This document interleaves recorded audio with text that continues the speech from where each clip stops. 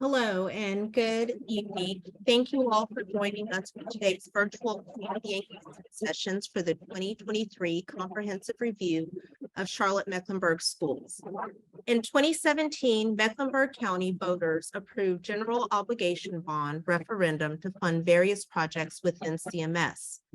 The projects have been progressing, and the county government has indicated that the next opportunity for capital funding will be in November of 2023. To prepare for this funding opportunity, CMS staff submitted a draft capital needs assessment to the Charlotte-Mecklenburg Board of Education and the community last spring, which included a list of 125 projects and encompassed schools and both support and administrative facilities. Today, our team will provide the community with a recap of the process to date, an update on feedback received, and provide feedback on a revised plan. The feedback collected during these sessions will be used to further refine the draft plan prior to a formal presentation to the Charlotte-Mecklenburg Board of Education on February 14th, 2023. At the core of everything we do is student success. We are committed to our mission of creating an innovative, inclusive, student-centered environment that supports the development of independent learners. To fulfill this mission, we must lead the way by charting a pathway of endless possibilities for our students and employees through a connected ecosystem of families, community, and organizations, both public and private. Your commitment to public education in Charlotte-Mecklenburg schools is evident by your participation today and continued support. At this time, I will turn it over to our Chief Operations Officer, Brian. Thanks so much, Dr. Hill.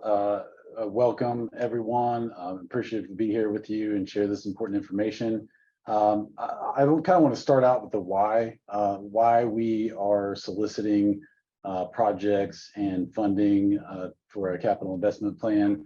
And that really starts at the need for facilities. And so if you go throughout our district, you'll see facilities at varying levels of states that they're in terms of, repairs and new buildings, old buildings. And we rely solely on local government funding for our capital. And I say solely, we do receive some funding from the state in the form of the NC Education Lottery. That always comes up when we start seeking funds for capital projects. So the funds that we receive through that go directly to our county government. And typically we receive about the amount of funds that we receive per year would maybe build half of a new elementary school, somewhere between a quarter and a half of a new elementary school. We have 180 schools in our district, and our needs are much greater than building at a rate of a quarter to a half of an elementary school per year. So then the onus really falls upon either the state or local government. So the state has not provided any capital funding outside of the lottery funds since the 1990s. So then that burden rests on local government to fund our facilities, both from the structural side, but also from the operational side. So, and we've been blessed that CMS County government for the last, more than 20 years has funded us at a very high level in terms of our capital needs that we have, and been very supportive of referendums and capital investment plans that we've developed over the years. So we're great to have, it's great to have such a partnership that is really unseen throughout most of the state of North Carolina. So as such, we're moving forward. We have in phase one of this process, we identified back in May over $5.2 billion worth of need. If you put that into escalation terms, that was 8 months ago. Everyone knows the market, everyone knows the supply chain, all the building that's going on around here. That 5.2 billion is probably much higher than that at this point. So so the why really comes down to why we have to go to the county to seek funding and then take it to the voters, and is because that's our funding source. We live in a place where People come from many different countries and many different places throughout the United States. That funding is done much differently for public schools. So I know places in the Northeast where school boards actually have the power to levy taxes. We do not have that power to do that. So this is our only way to do that. And I think the last thing I say is this is an opportunity, that comes around once every few years for our citizens of Mecklenburg County to really lean in and take a big swing at the needs in education. So you think about $5.2 billion worth of needs and what that does for a student's learning environment. It means no more AC units over somebody's head while they're trying to learn in a classroom. It means the everything works the way that it should. The AC, the heat, the doors, the security systems, all those things. And so this is our opportunity that comes along once every 5 to 7 years to really take a big swing at learning outcomes through facilities for our students. So with that, I'm going to turn it over to Nicole Portee to talk about our phase 1 components. Good afternoon. Good afternoon. The deck, Nicole. Good afternoon. My name is Nicole Portee, and I serve as the Assistant Superintendent of Operations. Charlotte-Mecklenburg Schools has set some ambitious goals to achieve an educational excellence. And while significant progress is being made, we cannot forget about the relationship between school building conditions and student achievement. Today's presentation is designed to walk you through where we've been, where we are today, and the pathway to a recommendation for capital funding 2023. The comprehensive review is a student-centered plan that considers results from our capital needs assessments, and it looks at our programs and our boundaries. Next slide. Engagement began in early 2022, where we met with various groups and committees to include our Bond Oversight and Equity Committee and our MEAC. In September of 2022, CMS held 12 community engagement sessions as part of the phase 1 work and kickoff. Of the 12 engagement sessions, 5 were in person and 7 were virtual sessions, with a wrap up in November.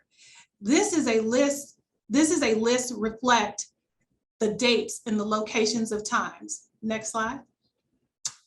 This is an overview of all of those meetings, the times and locations and topics that were covered at all of the engagement sessions. This included the capital investment plan, a draft, the student assignment boundary process, included conversation around our magnet programs, the future of K-8 neighborhoods and schools, along with just discussions around regional athletics.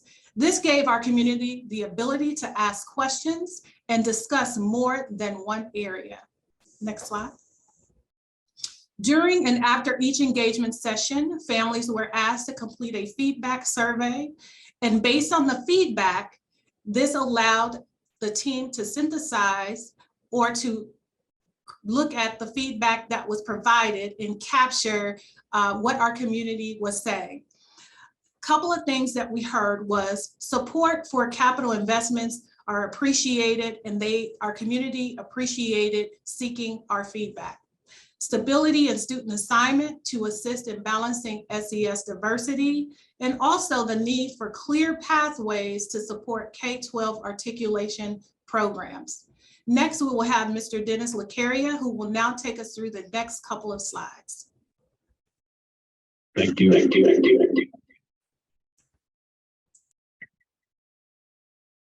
So taking a look at the way that we prioritize our problem statement, if you will, we use a rubric to rank order all of our projects. And this is something that is somewhat unique to CMS, where we take new schools, replacement schools, renovations, additions, even non-instructional projects, and rank order them based on the way they are scored to develop a list of prioritized problems, if you will, that we then need to solve for.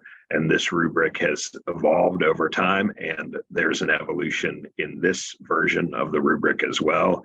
and that is the educational environment, which C is the highest point total at 500 points. And the inputs to that included the things that we believe really impact teaching and learning. So we took a look at our classrooms and our buildings and our schools and assessed those that actually have a negative impact on the work that goes on within them every day. So having students in a classroom with no windows, with fan coil units which aren't introducing fresh air and which may also then be noisy, is absolutely detrimental to the work that's trying to go on inside those classrooms. So we wanted to prioritize first and foremost those facilities that we felt were actually impeding teaching and learning.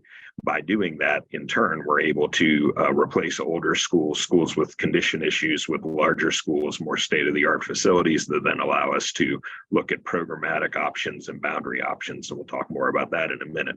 Current classroom utilization is the next biggest piece, and that is literally looking at what's on the ground today, and it evaluates the number of classroom teachers versus the available number of classroom teaching stations. It is agnostic on student capacity because we do things like student-weighted staffing, which intentionally alter the student-teacher ratio school by school, year by year. And therefore, we want to assess what's actually on the ground today relative to the number of teachers and available classrooms in a given school. Condition is just that, the condition of a facility overall. Life cycle is the constituent components, roofing, plumbing, HVAC. External mandates and district initiatives recognizes those things that are either imposed upon us by others, such as needing to decrease class size K2 with no funding to support that, or a new magnet program that we want to stand up that requires capital investment in order to support. Continuity recognizes where there is more than one project and those things have an interdependency. Logistics ensures that when that case exists, the project that needs to be the precedent one actually does go first in that chain. And the MCA is tied to the Municipal Concerns Act and currently only applies to the town of Mint Hill and schools that would be built or renovated within there. So the important point to take away from all of this is that the buildings are a thing, right? They're the place where the teaching and learning happens, but we have to have the facilities with the right capacity in the right condition in order to do the other things that we want to do, like offer better magnet programs in a wider geographic dispersal, adjusting boundaries to relieve overcapacity situations and get students out of portables. And so we have to start with the buildings, but from there, we also have to talk about what goes on in them. And with that, I'm going to turn it over to Mr. Walter Hall. Good afternoon. Our mission around magnet programs really is centered around high quality themes and educational approaches that really strive for a standard of excellence and equity. Next slide, please. So throughout this review, we've looked at 6 or so strategic guiding principles.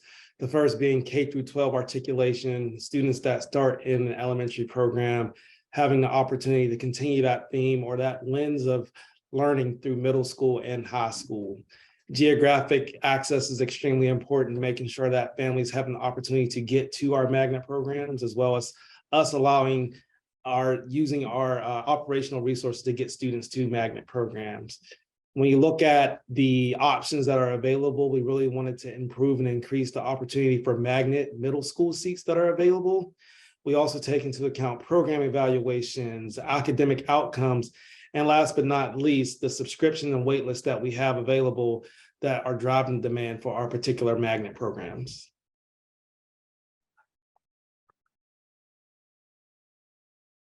Good afternoon. Thanks for tuning in. My name is Claire Schuch, and I am the Director of Planning. And one of the things that my department is responsible for is student assignment and any redistricting or student assignment boundary changes.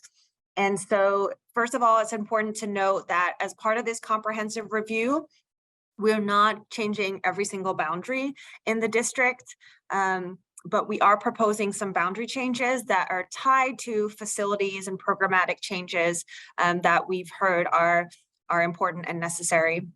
And so we've collected data around that. And so you'll see a series of proposed boundary changes that might be related to, for instance, if we're building a new school, and we have the money for that, then that will spark a boundary change at that point in time. And so when we're asking the Board of Education to vote on this in February, we won't have the series of boundary changes and the scenario maps ready to go, but rather it's that targeting that at that point in time, when the facilities investment is being made or when the programmatic shift occurs, we will still go through the boundary process according to board policy, which is outlined over here, and still go through the components of engaging the community around scenario options, and the board will vote on those specific scenario options at that point in time.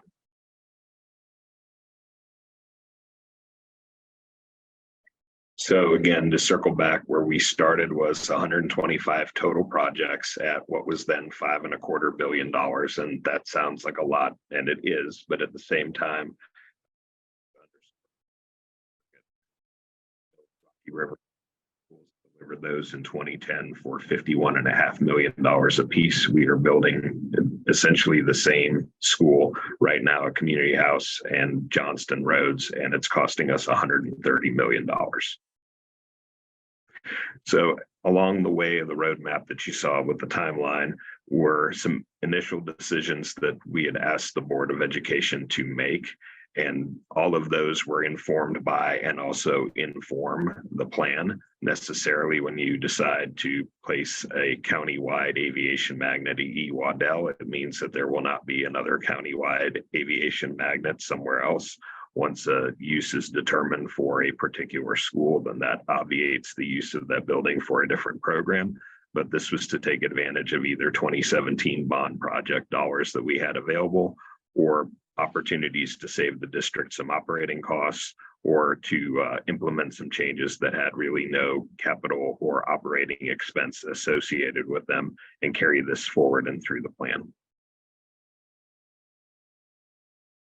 So the next phase really kicks off today. It really kicks off right now with the community engagement that we're doing to take back to the community this revised plan based on the feedback that we did hear from phase one. So we did, share this plan with the community in May. We then shared it further through the feedback sessions through the end of last calendar year, and we revised it at this point, and now we're taking back that revised draft plan to the community for feedback. Tonight, we will be at North Mecklenburg High School at 7 p.m. You can also see daytime and evening Zoom meetings. So we're offering virtual opportunities for folks who cannot make an in-person session. We're doing a Spanish language session at Charlotte East February 8th. And we will also be attending events that we're invited to, the League of Women Voters, for example. But what you see here are the district-sponsored, district-run events around the phase 2 community engagement. So where we are now is we've narrowed the list to our top 40 priority projects, and we're looking at about a $2.88 billion unescalated current total in order to accomplish those 40 projects as we have them scoped and identified. So again, the problem statements were raised by the rubric, and what you see now are the solution statements to those problems. So running through this very quickly, you can see on-site replacement for a lot of schools. And again, looking at the condition, the educational environment in those schools leading that. There's some additional programmatic changes, relocations, expansions. Something to highlight is a conversation around a 3-campus school of the arts, where University Park gets replaced on site as a full magnet elementary school, and that attendance boundary is reassigned. First Ward becomes a full magnet 6-8 art school, and Northwest School of the Arts becomes a 9-12 campus. So that is basically 3 projects accounted for in 2 line items, because the First Ward Northwest project are completely interdependent. In order to do the 9-12, we have to do the minor renovations at First Ward to accommodate the 6-8. There's a new middle school down south that we're actively putting the finishing touches on a contract on the site. That money was made available to us by dint of the work that we did for the South High School. So we have the resources to acquire that real estate committed. On-site replacements for Beverly Woods, Wilson, Huntersville, which then allows additional programmatic options. On-site replacement for Coolwood, which then allows us to get some relief for Mountain Island Lake Academy. a multi-school chain of events relative to Park Road, Montessori, Sedgefield Elementary School, and Dilworth, where we would look to renovate Sedgefield Elementary School to accommodate the Park Road Montessori program, repurpose the Park Road site, not the building, for a Dilworth neighborhood school that would keep the attendance boundary for the paired schools, and then be able to convert Dilworth, the Dilworth school, to a full magnet middle school with a 3A component if we have the demand there, and that would use that building more appropriately because it has challenges for the pre-K K1 population, and there's not really an opportunity to site mobile. So attendance boundary is really tough there. On-site replacement of North Mecklenburg High School, Matthews Elementary School, Albemarle Road Middle School, and later you'll see Albemarle Road Elementary School as well. A new Second Ward High School, which we're very excited about and allows us to relocate the health sciences program from Hawthorne downtown to take advantage of what's going on with the Pearl and Wake Medical and Atrium, as well as our partners at CP, and then allows us to repurpose the Hawthorne site for a new Villa Heights Elementary School, because that school rates very highly on the replacement list as well, and it's very small. Allenbrook Elementary School gets replaced on the other side of Freedom Drive because we don't have enough room on site, but we do have land banked that used to be the driving range that will allow us to co-locate that school with the new West Regional Athletic Facility that we're calling out. A new middle school, number 2 up north on land that we own on Stumptown Road at Monteith Park, balance of campus replacement at Harding University and athletics work there as well, and some exciting new magnet programming there. On-site replacement of the balance of the campus at East Meck, on-site replacement of Steel Creek, Cornelius, and South Charlotte. And so when we're talking about on-site replacement, that literally means build the new school, wait until it's ready, and move everybody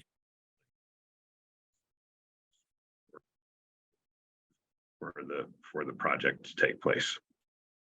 Another multi-school chain of events where we are looking at, because of the paired school opportunity that we have with Cotswold and Billingsville, preserving that attendance boundary, but we did not have a way to replace Cotswold on site while it was operating. So we would be Billingsville, replace Cotswold school attendance boundary to and renovate Billingsville to host the Chantilly program, on-site replacement of Cochrane, Kennedy, Starmount, Piney Grove, the off-site replacement of Rama Road. So it moves from where it's sited now on Rama Road to the other side of McClintock, so still on Rama Road. Next phase of work at Geringer, we don't have the opportunity to just replace that building because we have historic register status on some of that property, so we have to work delicately on that campus. But really exciting, another phase of work, and to support some additional exciting magnet programming there as well. On-site replacement for Old Providence, Hidden Valley, the off-site replacement of Villa Heights, off-site replacement of Berry Hill, working with our partners at Park and Rec on some land that they've acquired. Another phase of work at E. Waddell to support their addition and renovation for the magnet program there. Making Marie G. Davis the 712 Montessori, which allows us to repurpose John Taylor Williams, a new middle school down in Southwest County to relieve very overcapacity situations at Kennedy and Southwest, as well as to allow us to provide additional magnet seats. On-site replacement of Huntingtown Farms, Eastway, Crown Point Elementary School, and as I mentioned, Albemarle Road. There are also some priority non-capital magnet program modifications that will take place. Currently, we have learning, immersion, and talent development, and that will shift to our gifted and talented program, which will allow students more opportunities to show innate giftedness in other areas other than English language arts and mathematics. Our environmental programs will become environmental sustainability partial magnet programs. We will offer Cambridge programs as magnet programs. And so the direct change there will be Elizabeth Traditional Elementary School will become a full Cambridge magnet. Eastway Middle School is recommended to become a partial magnet. Hopewell High School, which currently has Cambridge, will begin to accept magnet students in their partial magnet program. And then West Mecklenburg High School also will transition to becoming a partial magnet. Governor's Village is the third of the paired schools, which will have an opportunity to redesign. The program will become a pre-K through 6 program. Students will be housed pre-K through 6th, 7th, and 8th graders will remain and move to James Martin Middle School, and we will have increased magnet capacity in the particular area. At Dorothy J. Bond, we will relocate that program to Croft Community School and demolish the DJV, the old DJV site. We will expand construction, automotive, 3D printing, design, and information technology at Philip O'Berry. Montclair Elementary School will receive a partial computer science magnet program. Parkside, Smithfield, and Sedgefield Middle School will receive partial IB programs that will feed into the anchor high school programs that currently exist. North Mecklenburg, West Charlotte, Myers Park, new will be South Mecklenburg, as well as East Mecklenburg. Myers Park Elementary and Irwin Academic Center will become full IB programs feeding into the anchors. And last but not least, Druid Hills will become the new North K-8 Magnet STEAM program, which will mirror our Ray Farm STEAM Academy in the South. So you've already heard about some of the boundary changes that we'd be suggesting that are contingent on, for instance, the building of a new school or an expansion of a new school. We've also taken a closer look at the neighborhood K-8 or pre-K-8 model. And what we're learning is that it is hard to provide a full middle school experience academically and also in terms of extracurriculars and sports for middle school students in a K-8 environment. But we also realize that not every K-8 is acting in the same way and is and therefore that some of the solutions to this look differently. So it's not like we're getting rid of K-8s altogether. In some cases, it means making it into a magnet school, so removing the attendance boundary and making it an option. And in some cases, it may turn into a neighborhood middle school or an elementary school, which would then have an adjustment boundary. And some of the students would be reassigned. So some of the things that we've been proposing is a Ray Farms full magnet K-8, and then having neighborhood elementary school students reassigned to Polo Ridge, and the middle school students would go to the Relief Middle School upon opening. For Renaissance West, potentially looking at converting that to a middle school and reassigning the elementary school students. For Thomasboro and Ashley Park, converting them to full elementary schools. For Palisades Park, potentially adjusting the boundary to resolve some overcrowding that we have over there with an adjacent school. For Winding Springs, similar with Statesville Road. So these are instances where you have an overcrowded school adjacent to an underutilized school. And so in a lot of cases, we are initially trying to adjust for that with a program. And so Walter and his team, as you've seen, have put together some suggestions as to implementing new programs or moving programs around that would solve for some of that and make our students, make our schools more even in terms of the utilization, also potentially more diverse. But in cases where that might not happen with magnet adjustments, there's a potential for a boundary adjustment, and this wouldn't happen in 2023, but would happen as soon as 2024 or later, depending on when these projects are implemented.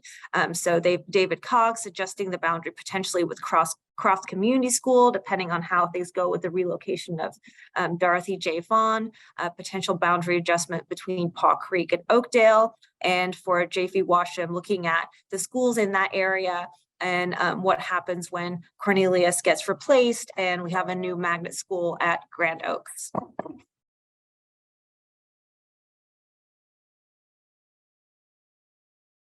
So tying it back again to our top 40 needs, we've got to be able to successfully be funded for these projects in order to do most, if not all, of the things that we want to do to make things better for our staff and for our students. I think the other thing that's important to underscore is, this is one of those once every 5 years sort of opportunities. And the other thing is that once the funding is received, it doesn't come in one fell swoop. So almost none of the changes that you see in this PowerPoint would be implemented any earlier than 2024, we'd actually be looking to open the first new projects probably in 2025. So to give everybody a timeline and expectation, but the funding opportunity is now in 2023, and then wouldn't likely have another opportunity for 5 or 6 years based on a 5-year CIP cycle. So again, remembering that 2017 was our last opportunity to ask for and receive new dollars. And this is the opportunity that's in front of us now.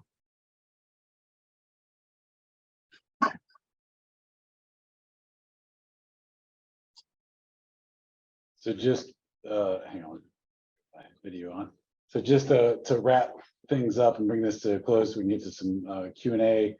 We see the timeline before us again. So we are here at January, and we'll run in the next 3.5 weeks. We'll run those engagement sessions. We see various formats and really trying to reach out to our community as much as possible to weigh in on this few years opportunity for our students. And in February, we will allow ourselves enough time to consider all the feedback, make any adjustments to the list. We'll have more information from the county government officials at that time to revise that list. So taking that feedback from the community as well as the county government, we'll revise that list and make a proposal on February 14th. So we'll be spending our Valentine's Day with Board of Education. What better thing to do for kids than that? And then on February 28th, the final vote will take place with the Board of Education, and then we'll pitch it to the county commissioners on in March of 2023. If all goes well and that passes, then we will look to November of 2023 to have that on the ballot to take to our citizens of Mecklenburg County for a vote. So with that, we have a few resources. This is the community questions and feedback form. And we'll also have a site on our website that includes all the engagement sessions. We'll also post all the documents, presentations, and outcomes there from the community engagement sessions located at this site as well. And we have to remember this is not about a particular program, about a particular school. This is about our students and what we can do to put them in the best environment for learning well into the future.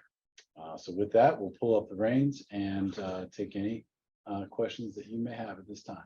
Members of the public, members of the press, excuse me, if you have questions, you need to type them in the Q&A. As of right now, we do not have any questions in the Q&A. If there are no questions, oh, here we go.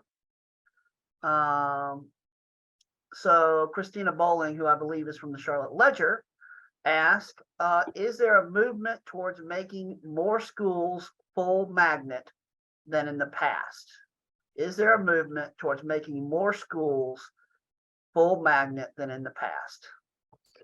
So one of the opportunities that we have with comprehensive review is to really look at programmatic gaps that exist. So not to create more magnet programs, but just to look geographically where our programs are, where our students are attending our programs, and making sure that there are options in a neighborhood near where families live, that they have an opportunity to participate within. So the goal is not to change every school that we have, all 180 schools, into magnet programs. At the same time, we recognize that we have some programmatic gaps far north, far south, far east, and far west. And so we want to make it easier for families to be able to access those particular programs. The next question comes from Eli Portillo from WFAE. He asked, I asked staff to think about this question. He asked, hi, can you talk about what the campaign to build public support for a bond referendum would look like? I would remind Mr. Portillo, as he knows, he's been around this business a long time, CMS staff cannot advocate for an item on the agenda. So I'm sure that there will be a pro yes, vote yes bond campaign, but CMS staff is prohibited by law to get engaged in that campaign or prohibited by using CMS resources. So I don't think it would be appropriate for us to answer that question. Moving on to Courtney Davis at Spectrum News. Hello, thank you, Courtney. At the last CMS board meetings, many parents were concerned what these changes might mean for their kids who have already had such an unusual school experience so far because of COVID. When some of these new schools are going to be open, will students be able to stay or be grandfathered into their current schools to make sure they are not uprooted from their schools? Does that make sense? I yield to the floor. I'm happy to answer that.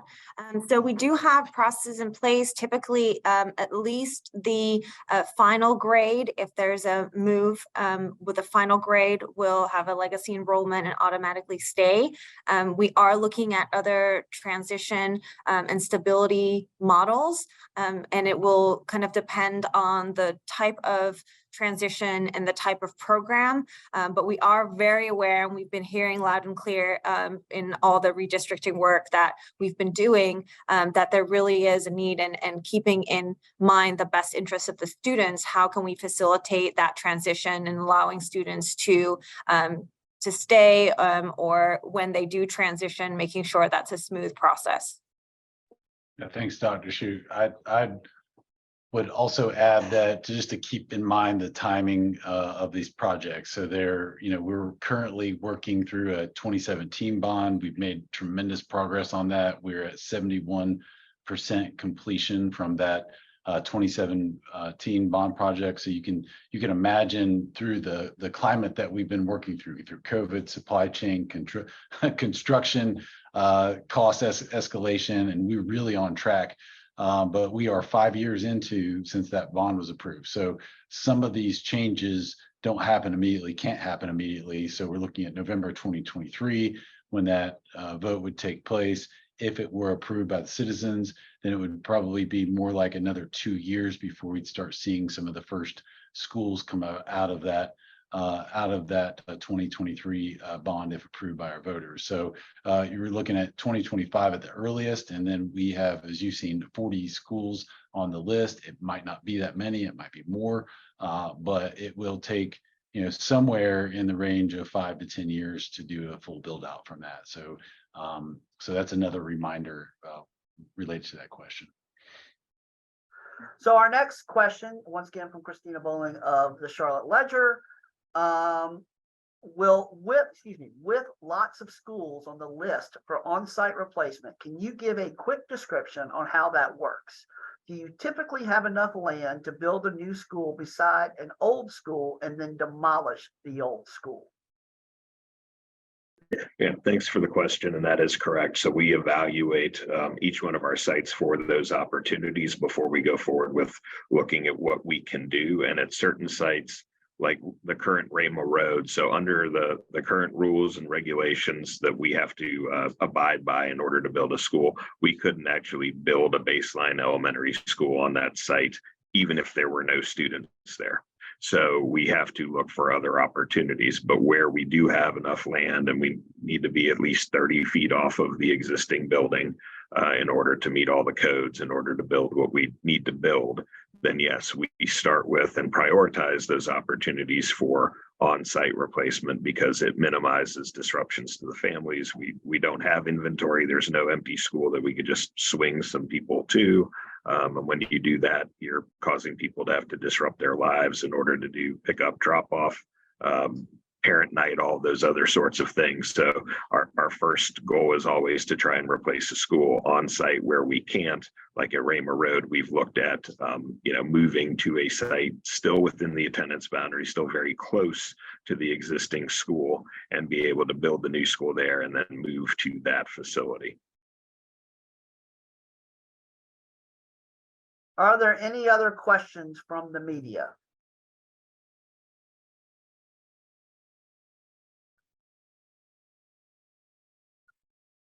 Seeing none, if anyone is trying to type a question and needs a second to type it, if they will raise their hand, so I can at least have an indication of that. Seeing no hand raised, seeing no questions, I will turn it over to Ms. Kennedy for the conclusion of this event. Thank you so much. Again, we want to thank everyone for taking just an opportunity to join us for today's session. Again, today starts our engagement sessions. The first one is this evening at 7 p.m. at North Mecklenburg High School. I'm saying head nod, so I have that correct. And they will continue through February 8th. We've added 2 additional engagement sessions. It was included in the media advisory that was sent out yesterday. So we would appreciate your assistance and just sharing that with the community, because we do want to get their feedback and their input as we move through the next phases of this process. As promised, if you have any additional questions, or if there's something we missed, or if there's feedback that you can provide today that you feel may be helpful for our community to understand, please reach out via our media mailbox, and then we will continue to keep you all updated on the process and any other opportunities such as this, to make sure that you all are informed and have an opportunity to get as much information to support your telling and your sharing of this information on behalf of our school district. I think if there is nothing else, I still don't see any questions popping up. So I am going to give you the gift of time, as Mr. Jeter often says, giving you 13 minutes back. I have my words first. I had to make sure my numbers were right, but wanted to give you all this time back, and we really appreciate your time and thank you for joining us today.